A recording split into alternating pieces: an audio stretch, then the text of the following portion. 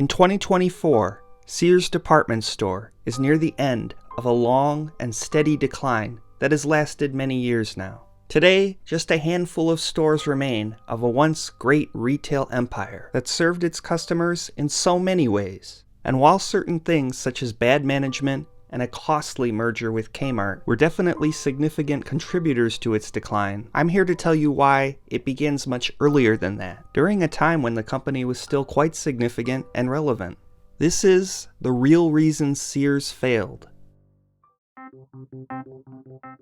Sears, Roebuck & Company began as a catalog company in 1893, a joint venture between Richard Sears and Alva Roebuck. The two had previously worked together in a watch and jewelry business. Roebuck would be bought out early on, but the company was able to succeed early with its famous Sears catalog, offering products at good prices to a wide area without the limitation of physical retail stores. Richard Sears would pass in 1914. However, by this point, the company was already a publicly traded entity. Surprisingly though, it would not be until 1925 that the Sears that most of us remember today would begin with its first physical location. This concept would catch on quickly, with hundreds of stores opening within a few years, boosted by the company's private label brands such as Kenmore. The company would expand through the decades into a retail empire, expanding to several countries and thousands of locations.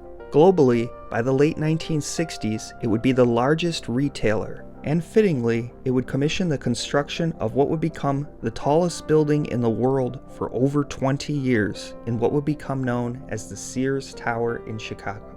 This tower, which opened in 1973, would serve as the headquarters of Sears for almost 20 years during some of the company's best years. From the late 60s through the 80s, Sears would maintain great standing in the world of retail. While this period was very good for the company, certain things would begin to change to a point where the dominance and success would begin to slow.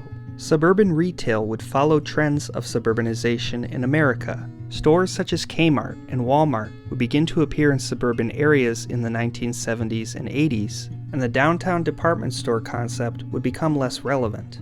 Sears, however, would generally be okay during this period, as it had adapted and shifted heavily to shopping malls, which were heavily in suburban areas and were very popular during this period. However, Kmart's and Walmart's could be in many places that shopping malls were not, and by the 1990s, changes such as these in retail were becoming undeniable. And it was in 1990 that Walmart had knocked Sears from the top in sales. While still very relevant in the 1990s, cracks in the foundation would begin to show, with the company losing billions of dollars in 1992.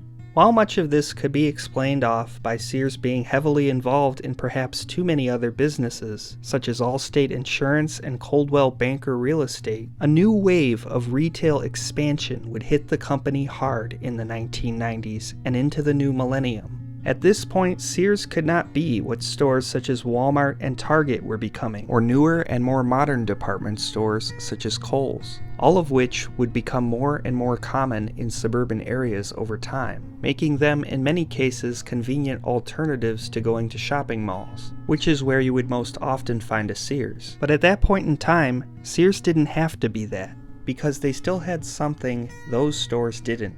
A wide and strong selection of tools, appliances, and other home goods that generally could not be found, at least not in high quality, at these stores. Even though Sears were mostly in malls by this point, it could still draw people for these products. That is, until it couldn't. In the 1990s, two major mainstream hardware chains were growing out of the southeastern United States, Lowe's and Home Depot. These two stores would both have massive selections in hardware, tools, and appliances that could not be matched anywhere else. And while it may feel like these two chains have been around for quite a while almost everywhere in the United States, they really haven't been, at least not compared to Sears. Take a look at the growth comparison from 1989 to 2005 for Home Depot. The chain would grow by a factor of 20 in just 16 years from 100 stores. From 1990 to 2005, Lowe's would roughly quadruple. Thus, between the two, hundreds upon hundreds of stores would come into play to compete with Sears. And these two have only continued to grow since 2005. Once the mass expansion of general retailers such as Target and Walmart and giant hardware chains such as Lowe's and Home Depot reached high store counts covering most areas in the United States, in the long run, it would be over for Sears, even if they didn't know it at the time. Sears would try to adapt to the changes in the industry in 2003 when it launched Sears Grand, which was basically a big box retail version of Sears, not located in malls, but by then it was really too late.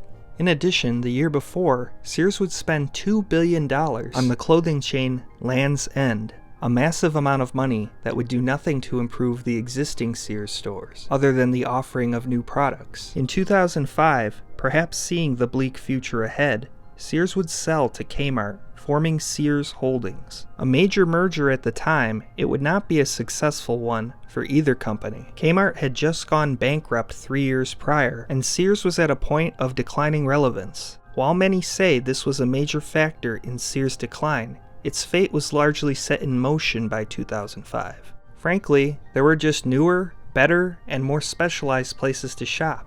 Sears would have its fate sealed though when its main venue of exchange would go bust, the shopping mall. From the late 2000s on, malls would begin to see major declines due to technology advancing shopping to a point where it was more widespread than ever, and Sears would be hit hard by it. The decline in foot traffic to malls meant even less people, even by chance, would enter a Sears store. And while Sears would have non-mall locations such as Sears Hardware, it just wouldn't be enough.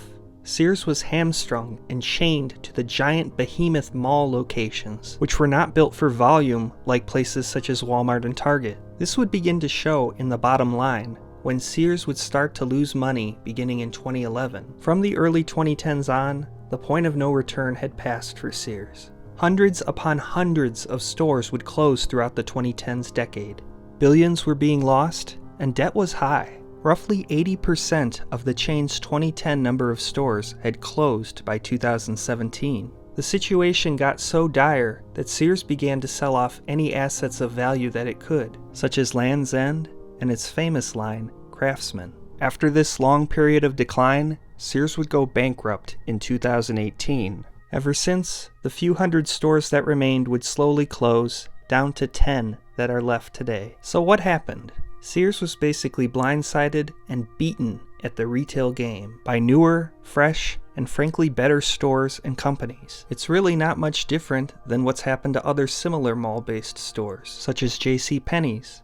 By the time it tried to adapt, it was really too late, as these companies already had a strong foothold over the general public, be it in price, convenience, or selection. While it would remain somewhat stable for a time, the decline of malls would just be too hard of a blow to bear, as most of the company's infrastructure was centered around them. At that point, there was really no money to pull them out of the hole, so they would close. And today, this truly historic and unique company is pretty much all gone. It's just a matter of time. Thank you for watching.